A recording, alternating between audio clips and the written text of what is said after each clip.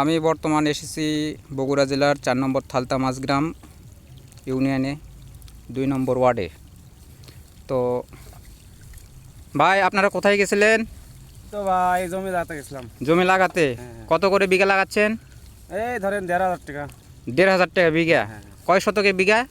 এখানে 33 শতকে বিঘা। 33 শতাংশই বিঘা। তো কত জমি লাগে আপনারা কত করে দিন ইনকাম করেন? এই ধরেন 500-600 টাকা সারাদিন কষ্ট করে। আর এই যে বৃষ্টি পড়ছে, এই বৃষ্টির মধ্যেই কি আপনারা জমি লাগান?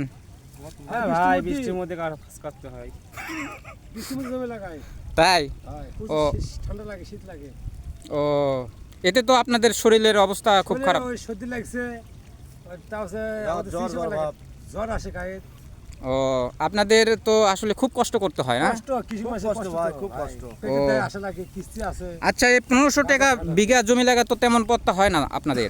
না হলে করা কিচ্ছু না, এখন সংক্ষেপে আমাদের সংসার চালা লাগে। গরিব মানুষ কিস্তি ভাই, আছে, এটাই আমাদের করবো। এখন কাজ না করলে তো আমরা খাবো কি, বুঝলেন? আমাদের এটাই কর্ম, বুঝাচ্ছেন? মানে আমরা এটাই করি, খাই আর কি।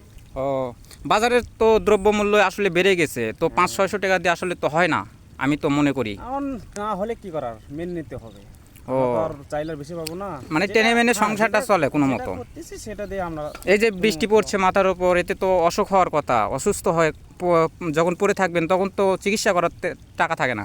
হ্যাঁ হ্যাঁ ভাই, এখন এখন ভগবান উপরওয়ালার ইচ্ছা, এখন বলা যাবে না, হতেও পারে নাও হতেও পারে।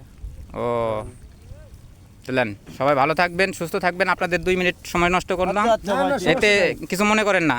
মনে করবো না। যাই হোক দর্শক, আপনারা তো শুনতে পেলেন।